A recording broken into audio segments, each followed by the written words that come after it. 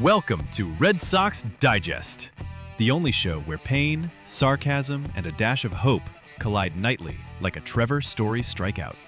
We cover every loss, every meltdown, and yes, even the rare win, with brutally honest takes and zero front office fluff. Subscribe today at RedSoxDigest.com or risk being left out in the cold like a home game in April.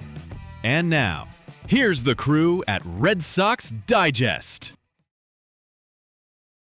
Good evening, sports fans, and welcome to another edition of Red Sox Digest. I'm your host, Jim Dalfino.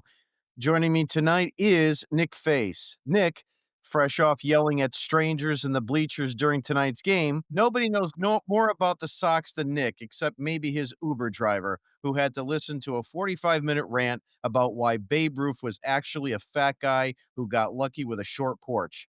Nick is that guy who doesn't just hate the Yankees, he's still mad at their great-grandparents. He doesn't buy pinstripes, he doesn't wear pinstripes, and if he sees a zebra at the zoo, he lectures it about Garrett Cole's ERA. And joining me as well is Thayer Doyle. Thayer didn't just watch this game, he auditioned for it. He was pacing around like Aaron Boone's blood pressure monitor, screaming at every borderline strike call. When the Sox won, he was ready to submit a permit for a duck boat parade. If they lost, he was one bad inning away from filing a missing persons report on the offense. He treats Yankees games like they're federal court cases, and he's personally responsible for cross-examining every umpire. The man doesn't need Apple TV Plus or Yes Network. He needs a therapist on retainer every time Judge comes to the plate. As always, let's get into it. Your Boston Red Sox are now 69 and 59, sitting 5.5 games behind the Blue Jays for the division lead. Tonight, the Sox pulled off a 6-3 win over the Yankees at Yankee Stadium because, of course, this team only decides to look competent when the lights are brightest. Apparently, meaningless Tuesday in Detroit doesn't get their juices flowing, but annoying the Yankees flips the switch every time. Top of the second inning, David Hamilton, my best friend, swipes second, and the Yankees defense immediately transforms into Little League instructional video on what not to do. Catcher Ben Rice airmails one like he's auditioning for the Jets, letting Ceddanne Rafaela stroll home, Sox up 1-0, and the Yankee fans already practicing their booing for him. Bottom of the second. And who's the culprit again? Ben Rice. Yes, the same guy who just threw like Uncle Rico redeems himself with a 490-foot moonshot to tie it 1-1. Guy goes from clown to cleanup hitter in 30 seconds flat. Bottom of the fourth, Paul Goldschmidt, who the Yankees apparently traded for at the garage sale, bloops an RBI single to center. Yankees up 2-1, and the Bronx crowd remembers what joy feels like for about 10 minutes. Top of the fifth, Nathaniel Lowe, who does his best productive out impression with a sac fly to center, scoring Roman Anthony, game tied 2-2, which is also the number of beers Yankee fans had to shotgun just to stay optimistic.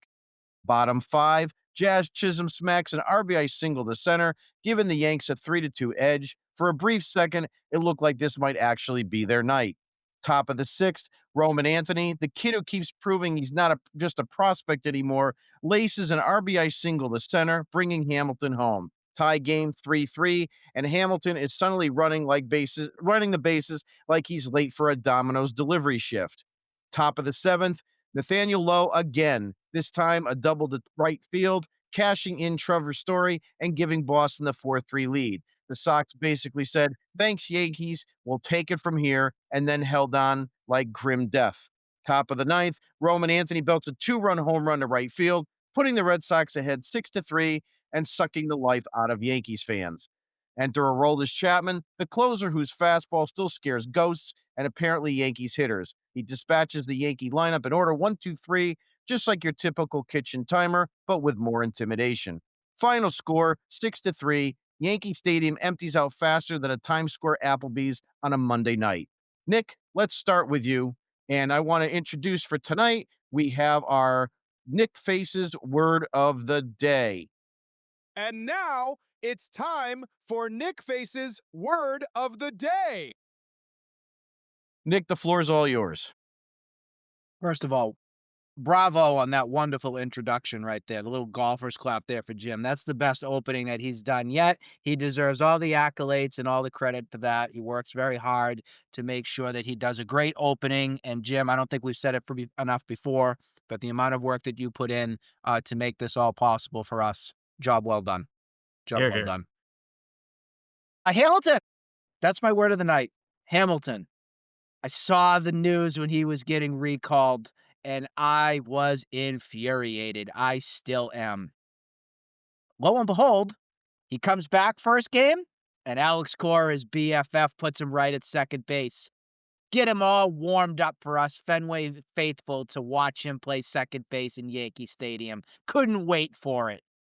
You know how sarcastic I can be. And proves yet again 3 miscues tonight, and I'm being kind when I say 3 miscues. Let's talk about the first one. The first one when he was at third base, chatting it up with Kyle Hudson over there. Whoopsie! Whoops, I'm supposed to step on that base? I gotta stay there? He was too concerned about getting his bus back to Worcester. And then the glove, the misplays, the communication. The guy goes back to the dugout and is laughing his you-know-what off. What are we doing here? Like, this is the best we've got? I have seen enough to know that David Hamilton mentally is not a major league player. He's just not. He got a hit tonight. Congratulations. I'll happily go drive you back to Worcester tonight. But my word of the night is Hamilton. We got very lucky here tonight with winning this ball game because this had all the trimmings of being another catastrophe that we were going to be talking about here tonight. And a large part of that blame pie would have been Hamilton. So that's why Hamilton is my word of the night. Yeah, I've seen enough to know I've seen too much. Thayer, your opening takes on tonight's victory. I'm gonna call tonight a Yankee loss and not a Red Sox win. The Yankees lost this game. We've been lamenting the Red Sox and the way they've been playing for quite a while. The Yankees put our worst moments to shame today. If I were a Yankee fan, I don't know how I would be able to sleep. This was just an incredible display of ineptitude. 9 walks, 4 errors. The Red Sox were 2 for 18, was it? It may have been even worse than that with It runners in was 2 scoring for position. 18. One of those hits didn't even score a run, and you still lost the game. I don't know how that's possible as a Yankees fan. It was just flabbergasted that they were so capable of just continuing to hand the Red Sox this game. We score first, and then we have instead of a shutdown inning, we allow them to tie it up. We score again, and we give them right back. But the Yankees were doing the same thing. It was absolutely mind-boggling. We've talked about this year. The only reason the Red Sox are in it at all is because of how bad the American League is. And this was just an absolute perfect example of just how bad it is. And I joked a while ago that I'm going to try and stay positive. So I'll stay positive that I'm positive the American League is terrible and the Red Mhm. Sox may actually have a chance because I don't know if we are that bad. We're close, but I don't know. That was just it. This does not go anywhere near the Hall of Fame of Yankees Red Sox. This puts that to shame. This was, Scranton versus Worcester. Yeah, there's no doubt that the American League is a weak league. It's been talked about all season by a lot of different outlets. But when you hear it and then you actually see your team playing in it, it really goes to show you just how terrible it really is, to your point. Before we started tonight's pod, we were talking about that a little bit. But I mean, you look at the Yankee lineup. Gone are the days of really the guys that would actually come back and haunt us late in a game. Your Scott Brociouses of the world, Tino Martinez, Paul O'Neill, Bernie Williams, Mhm. Derek Jeter. Those guys aren't here anymore, and kinda thank goodness that they're not. Instead, you've got guys like Jazz Chisholm, who I don't know about you guys, but I close my eyes every time he's at the plate. He's probably the guy I hate the most on that team. But the reality is, if you can neutralize someone like Judge and neutralize Stanton, I mean, you've got a really good chance of winning that ball game. And this goes true for a lot of other teams as well. You've got to identify the guy that's going to be the biggest problem on that lineup that you cannot afford to make mistakes to. I don't care if you walk him. Like that ground ball base hit to left field by Judge. The first thing I said out of my mouth is I said, great, you kept him in the yard because that's really all you want to do in these situations. So you got to Barry Bonds the guy, Barry Bonds the guy. Walk him 4 times. I don't give a rat's ass, but just do not let the guy that you expect to beat you. Don't let that happen. Moving right along, I'll talk about a little bit more baseball news as it relates to the Red Sox. Thayer, I'm going to start with you. Abraham Toro has been a knight in shining armor for the Red Sox through April, May, June. He really showed signs of wearing out in July and August, and that wear out really just completely was his own demise. He was DFA'd today. Richard Fitz was brought up to the major league roster, and my best friend in the entire world, David Hamilton, was also brought up, as we know, because we had to witness that nonsense for 9 innings. Take me through Abraham Toro and your thoughts on the DFAing. As far as Toro goes, like I've said the other day, thank you very much for all that you did. He was really an important cog in this year. He stepped up when he came up in June. He filled in with Cassis out. He was somebody that we could rely on for a little bit of time to provide a spark. He played both corners. He hit from the left side, he hit from the right side, and he had a good 3 weeks up to a month of being hot and productive. And that is really the true sign of what makes a good ball club successful. You're not always going to have the horses that are carrying you throughout the season. They're going to slump, they're going to get hurt. What really makes a good team is having those utility players, those bench players that will come up and provide a spark for you to help during those tough times. And that's what Abraham Toro did. And he was really successful at it. And I'm gonna say he's getting shortchanged because the Red Sox allowed him to go on for far too long. He's never been an everyday major league ball player. He's a nice sort of fill-in piece. He's a guy off your bench. If he had been the last man on our bench all season long, we would probably be doing nothing but praising this man for what he was doing because he wouldn't have been wiped out and worn out. He just got tired. He got physically exhausted, and also he's not a player that can really hone his skills properly. He has flaws, and major league pitchers found those flaws. They exposed that this year, and that's what happens. He just was exposed for too long, and they know how to get him out now. That falls on, like we've been saying all this time, the Red Sox front office because they didn't have anyone else to fill in. So as far as I'm concerned, Toro is probably one of the heroes of this season if the Red Sox make the playoffs because of what he did. And I feel bad for the fact that he's going to be DFA'd. Hopefully, he gets into the minor league system. No one sort of picks him up.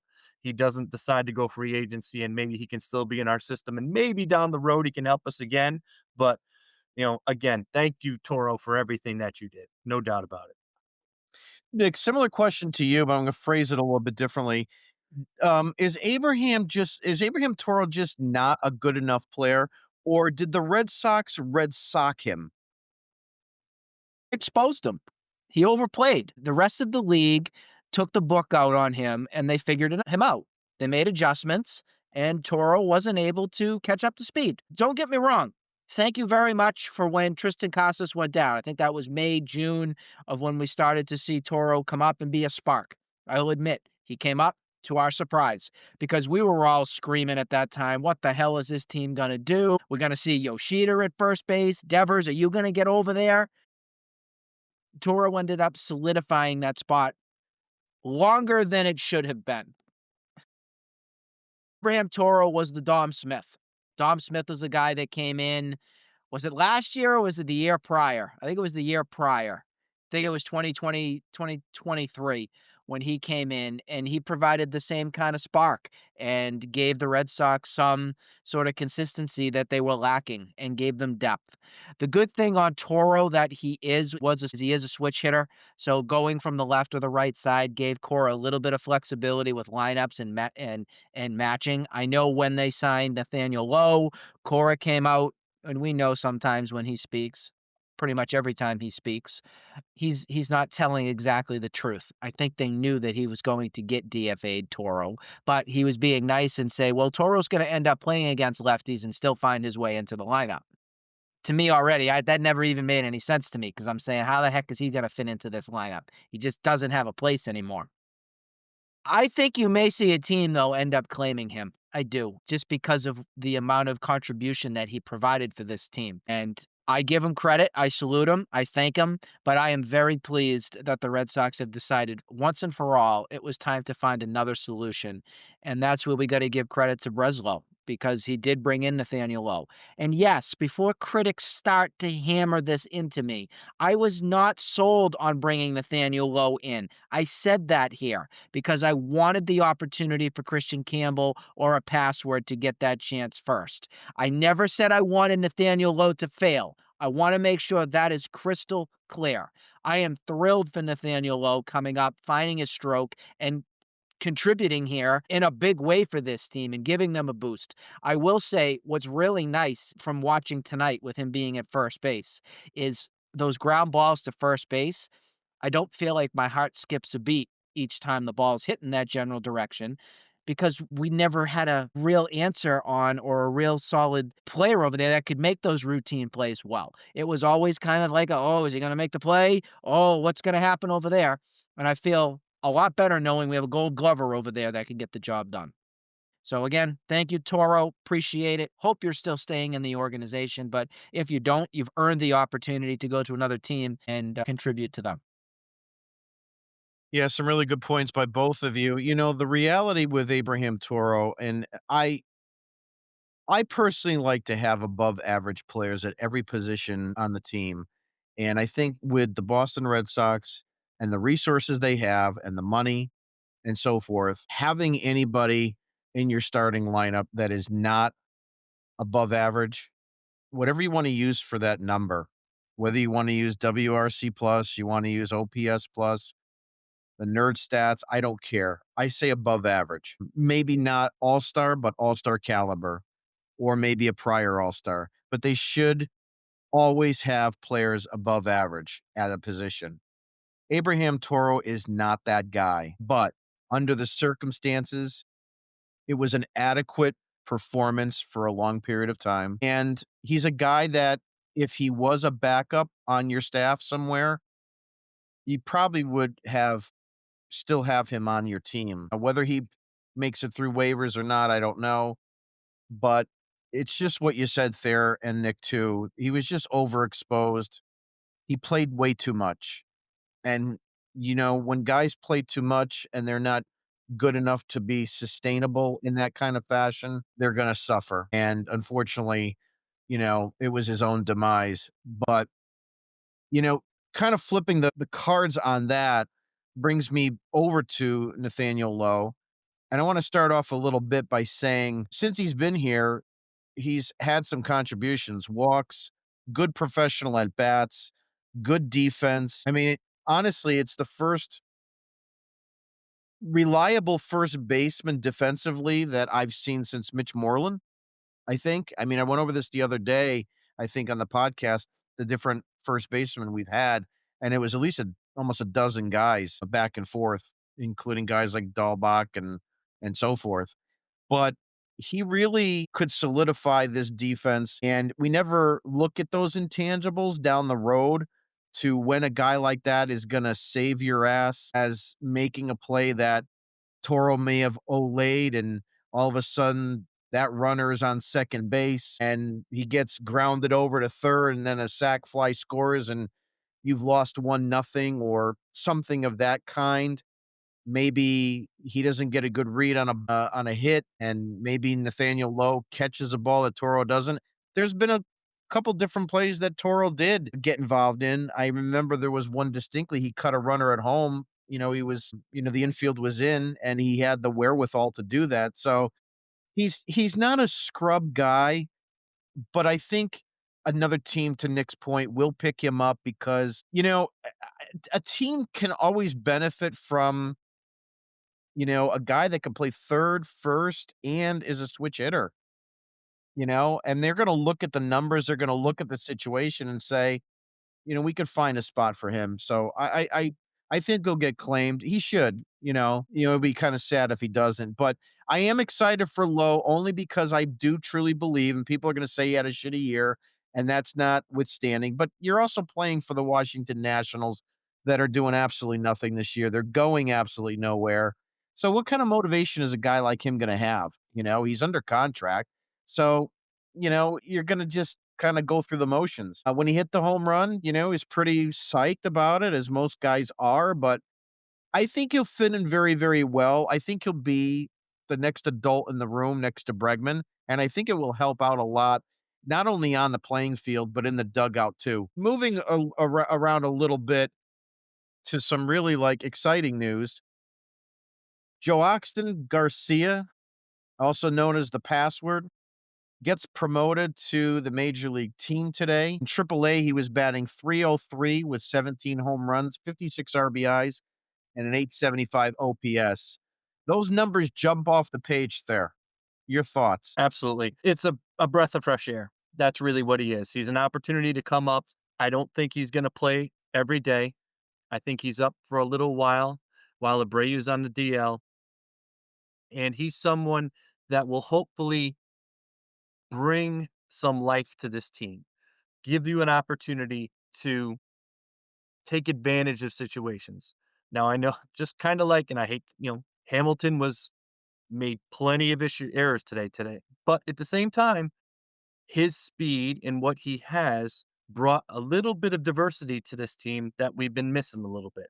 That infield single, he scored had the run score because he's stealing bags. If he stays within himself, and that's what the password has to do, stay within himself. He doesn't need to come up here and be Anthony. He doesn't need to lead the team. He doesn't need to hit leadoff. He doesn't need to be a superstar. When he goes in to play defense, he needs to make the plays. He doesn't have to be Ken Griffey Jr. When he comes to the plate, he needs to put the ball in play, make contact, do what he does best. I think this is an opportunity, and I'm pleased that the Red Sox did it, to bring someone up in a position where he can be a spark plug without being a cog that they're relying on. You bring up a really good point because there's been a lot of talk all season about Mayor's promotion, about Christian Campbell starting the season with the major league team, and when will we see Roman Anthony? And, a lot of talking that the Red Sox won't bring up Anthony because they don't want to start his clock and the whole 9 yards. And, obviously all that went through the wayside. And the guys that we thought we might see up here actually, to the Red Sox credit, they brought those guys up. And I, for one, wanted to see the password up here for a couple reasons. Not because I think they could use the offensive thump, and I've said that a million times on this podcast that they need more thump in the lineup, but also to exposure.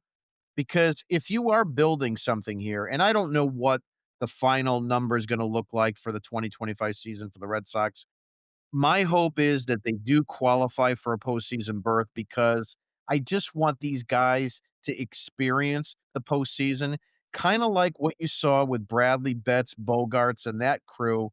They didn't win it right away, but they got that exposure and they knew how to handle the moment.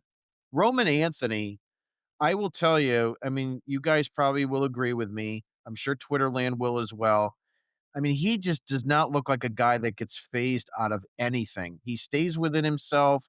I know he strikes out probably more than I would like him to, but again, that home run in the Yankee Stadium, I mean, with all that, with that crowd going, I don't think you're going to find a more tough crowd in any other major league ballpark outside of Fenway, and the Yankee Stadium I think is worse. And he was fine, he looks great, and I think he's going to be probably one of the top 10 premier guys in baseball moving forward. Getting back to Garcia, to your point, I think it's true. He's going to have to not think he needs to be the guy like maybe Anthony might have been told you're going to be the guy or think he's going to have to be the guy. But if he can just contribute stronger and force the Red Sox hand to keep him up here, that I think is going to be the important part. Nick, your reactions to the password and his promotion. The password is I had to do that. I think, lo and behold, my wish came true. He came I wanted password up here. I just did. I thought he could add some sort of life and spark that this team needed, especially from the right side of the plate, and I'm excited to see. I think he'll be in the lineup tomorrow. I think that's the play. Now, the positive on this is that rosters do expand September 1. So my thought here is that he should be up here for the rest of the season. So this should give him a little bit more leeway here to figure out, okay, what is he going to do? Even if Cora does his stupid matchup thing, because you know that's going to happen. Anybody that comes up, I'm sure that they're only going to pitch him against left-handed pitching or something stupid like that. So just prepare yourself, folks. It's going to be one of those Marcelo Meyer beginnings here where you're not gonna love it. So he's going to need to kind of show in a small sample size on what to do on pretty much show everybody why he's got all this hype from Worcester, and hopefully it translates to the major league level. I think he'll play a little bit of the outfield. I think we'll see most of him in right field. I don't think we'll see him at first base now that Nathaniel Lowe's here. I don't. So I think that's kind of where you'll see him in pinch hitting from now and then on certain occasions. Overall, I'm hyped for it. First and foremost, I also love his nickname. When I was a kid, my mother got me kind of into those old game show kind of things. So the password kind of thing. I made a little retro reference today. I said, it looks like Alan Ludden and Betty White are coming to play at Yankee Stadium. Trust me, I'm not 70 years old, but I did that kind of as a little thing just in reference to it, just to kind of play a little password with you. Yeah, look, I think he's destined for some outfield, and he's probably also destined for some DH too. I could see if Cora is going to have Yoshida against righties and maybe lefties. He'll have the password as the DH. I mean, there's probably a possibility that you see that. What I'm more interested in with him is to see him really take this opportunity and run with it. And I'm not saying that he has to put up, ridiculous numbers. I just want him to be consistent and I want him to push the Red Sox hand by not demoting him because Mhm. Abreu comes back or whatnot. And again, we understand that roster expansion is coming up, but here's the bigger picture of where I'm going. This offseason, I really want the Red Sox to look at their roster and say, look, a guy like Garcia is a cornerstone here. Roman Anthony's a cornerstone. We gave him a lot of money and so forth. And maybe they start making decisions on guys like Abreu, Jaron Duran, and I'm not calling for their trade. I'm calling for the fact that they're going to have an overflow of outfielders and they're going to, I mean, Casas can be coming back next spring. So I think they really need to make some sort of major trade. Again, I'm gonna bring up Joe Ryan because we really are gonna need a solid number 2 pitcher next year, regardless of what happens, and regardless of how good or bad guys like Bueller are, Giolito's gonna be gone. So you are gonna need a starter, and I don't know, maybe they work up something where they get a minor leaguer and an Abreu type in a trade that nets us a better quality second string starter. But they'll be able to do that if they can have some more positive feeling that someone like the password can hit major league pitching and can play a solid defense. And if that's true, then they're going to know that they have the luxury of trading one of their key players and they won't get hurt by it, is really what it amounts to. Nick, go ahead. I noticed when you made that list of players that you mentioned, you did not mention Ceddanne Rafaela.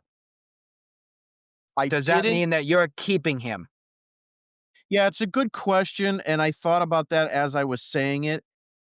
For the right trade, I will. He does concern me a little bit, but I think a lot of that concern is his numbers, his splits when he was, being the second baseman are terrible. But I'm open to trading him too. The question then becomes, do you trade someone like Sadan and Jaron Duran in the same offseason? Because now you're Yeah. kind of losing two center field like guys and two guys that are quite speedy.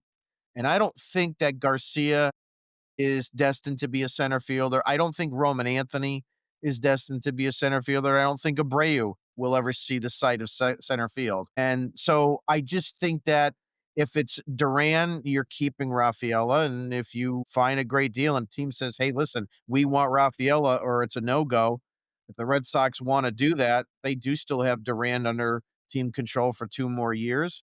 And maybe they decide to keep him. But it really kinda depends on what that offer is, Nick. I think that's really what it's gonna Yep. boil down to. I Um, echo the same statement too.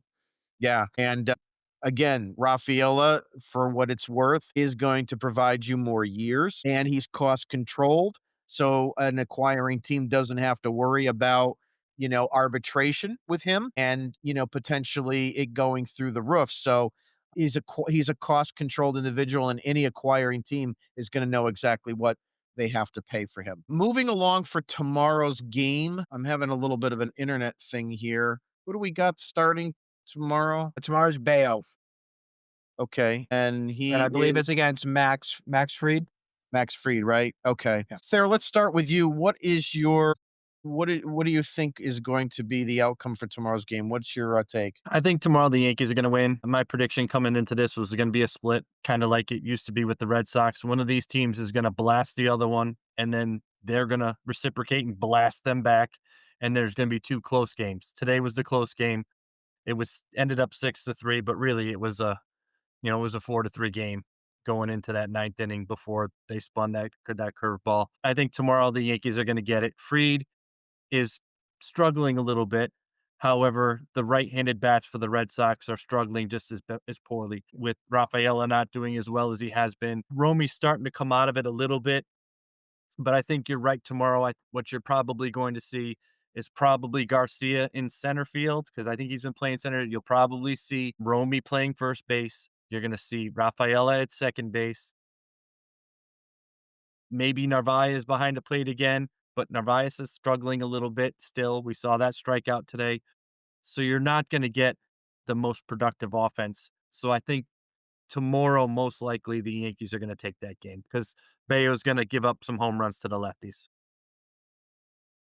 Nick, you're taking, predictions for tomorrow.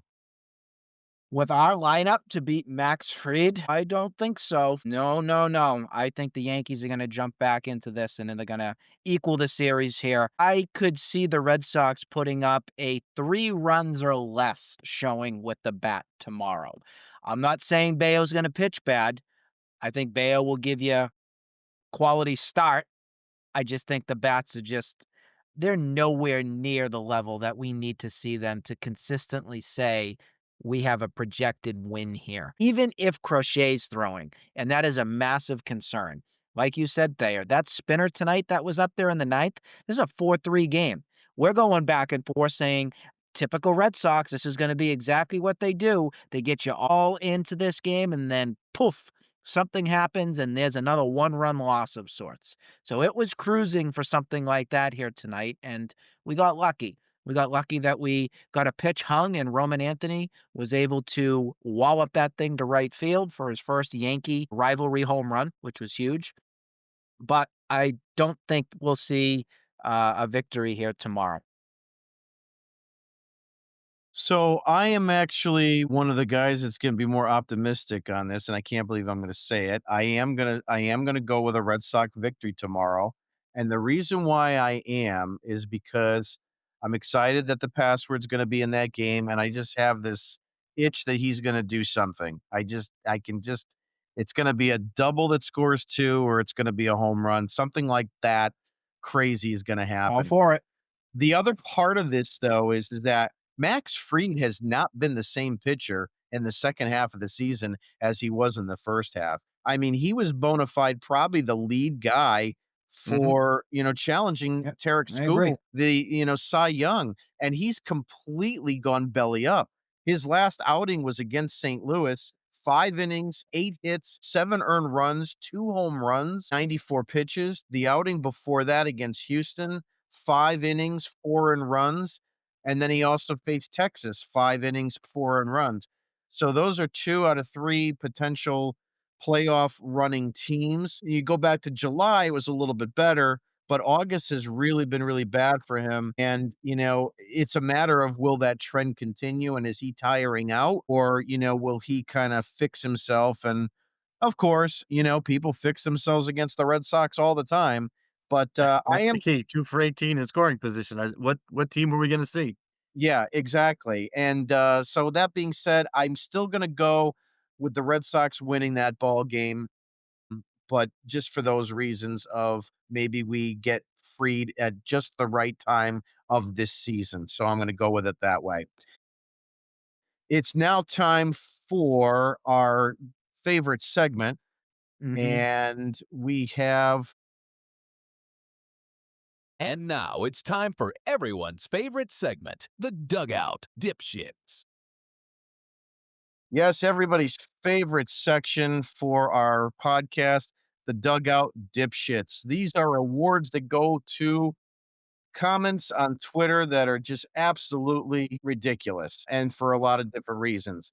So, the first one we're going to talk about, Dugout Dipshit number 1, goes to MYKL, and his handle is MYKL Kaleo 25. So I made a comment on Twitter that I said, with that play involving the quote unquote triangle where Story had his back towards the infield, couldn't make that play.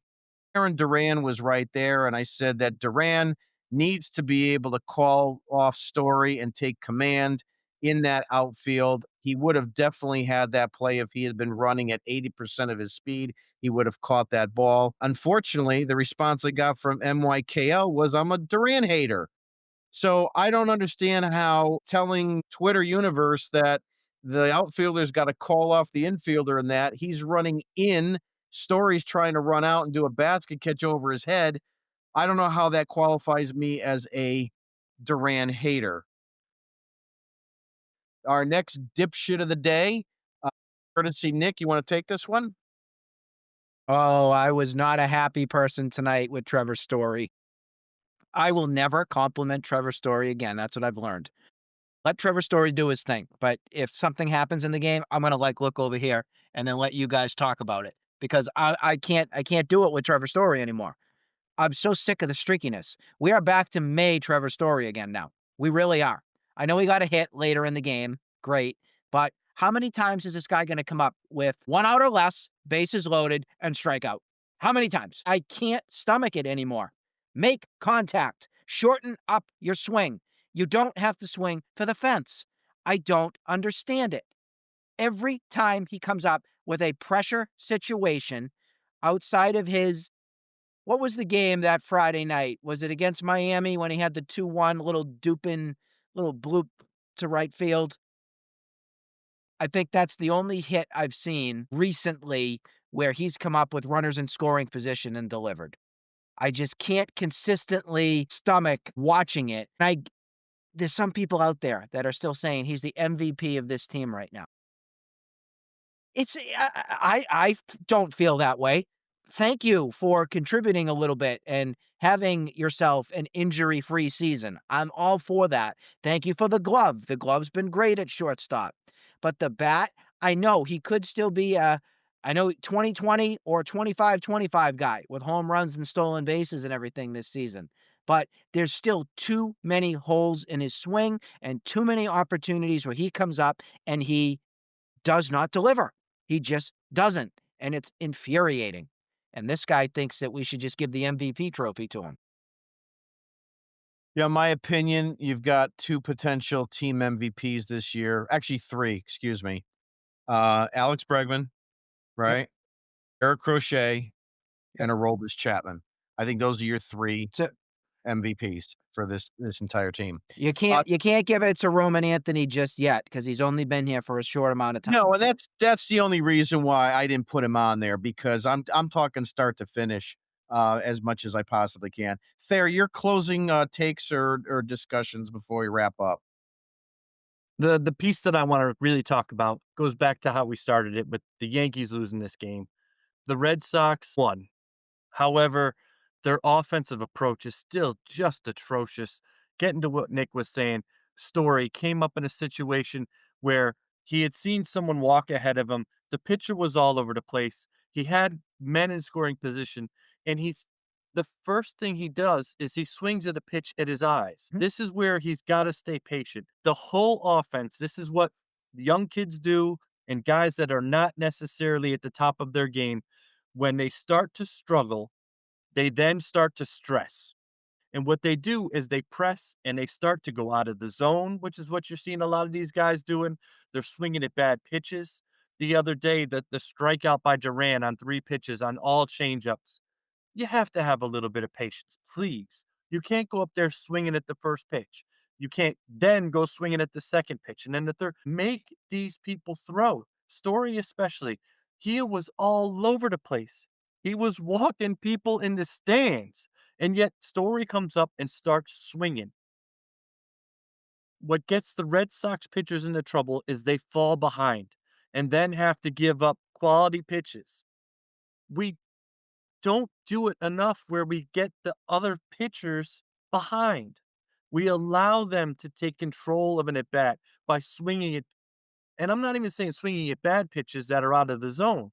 The other day, Story hit the ground ball on I think he was up in the last inning where he hit the ground ball to he ended the ninth, right? He swung at a 2-1 pitch that was a strike, but it was a pitcher's pitch. It was a 2-1 slider on the outside corner that he rolled over. Mhm. You have to understand that is not the pitch you want to hit in a 2-1 situation. You have to have a much better approach. And that is what I am worried about with this team, that they're not thinking appropriately. I'm glad they won, but I still think there are flaws. Nick, your closing arguments and statements. Yeah, tonight on Twitter X, it was quite a cesspool, I must say. There are a lot of people that need a reality slap. There's a lot of people that were chirping at me saying, "Oh, well, we've scored the most runs. We're one of the highest scored run teams in baseball." Yeah, you'll score 14-1 2 weeks ago, and then you're going to go on. It could be a 3-week stretch where you can hardly hit a ball out of a brown paper bag. I mean, it is the most flawed stat that's out there with this team because they'll beat up. Again, they'll have this one game and over a 2-week span, 14-1. That's the Houston game. And then the bats go south. Then there's nothing that's left there to contribute in one iota on this team. And it's like pulling teeth to try and get something done.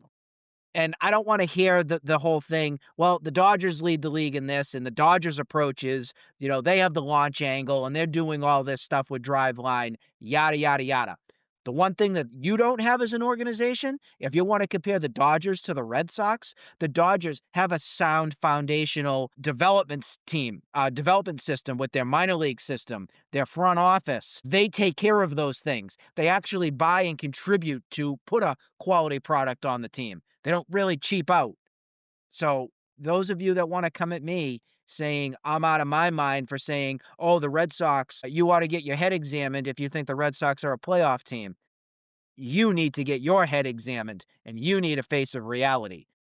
I want the Red Sox to win. Just as Jim said, I want the experience. I want to see how this team can do when they are in a playoff game. They don't have the experience. Get that under your belt because that's your first step in development. Figure it out from there. So yes, I do want to see them win.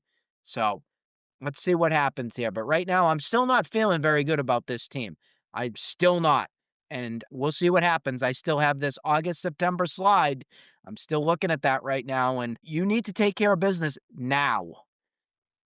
Well, Nick, I think there's no reason why you should feel confident. I mean, the Red Sox have not given us a reason to feel confident outside of that 10-game win streak that they had before the All-Star break.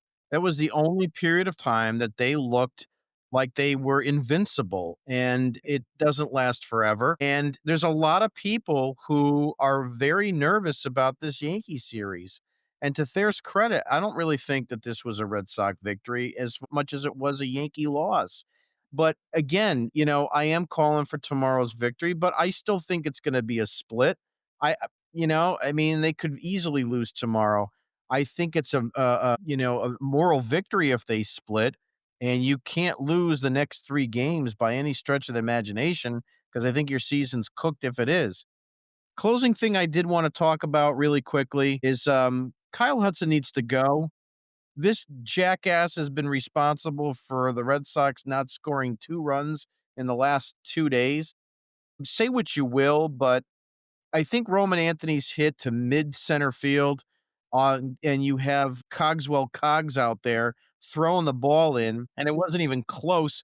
I mean, he threw it basically to like South America, and He's got an impact arm, though. but he's got an impact arm. And Thanks, Cora. Cora was dying on the hill. If you guys listened to that interview, I all I could say was stop 50 every time that guy said something coming out of his mouth. It was absolutely ridiculous. Have to go in that. Do you have why did you pinch run Nate Eaton if you are not going to send him?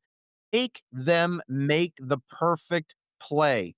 You didn't do that. Instead, you're relying on Alex Bregman, who has a 29 or 30% chance of getting a base hit to be able to score that run. And it's the odds are not in your favor. Another game that you're going to look at and say, this could have been one that we could have taken from the jaws of defeat and been a victory. And they are 16 and 24 in 1-run games. Are you kidding me? I mean, first of all, to be in that many 1-run games is absolutely mind-boggling, but even if you were 500 in those games, you'd be in first place or at least a game out of first place if we do the math. So really, really disappointed in that. That being said, I'd like to thank Thayer and Nick for being on with me tonight. I'd like to thank all our listeners and viewers. Please go ahead and subscribe online to our digital newsletter at redsoxdigest.com. That's redsoxdigest.com. It's a free subscription. If you want to give us money, we will take your money as well. Have a good night, everybody. We will see you tomorrow night, and hopefully we have another victory. Good night, everyone.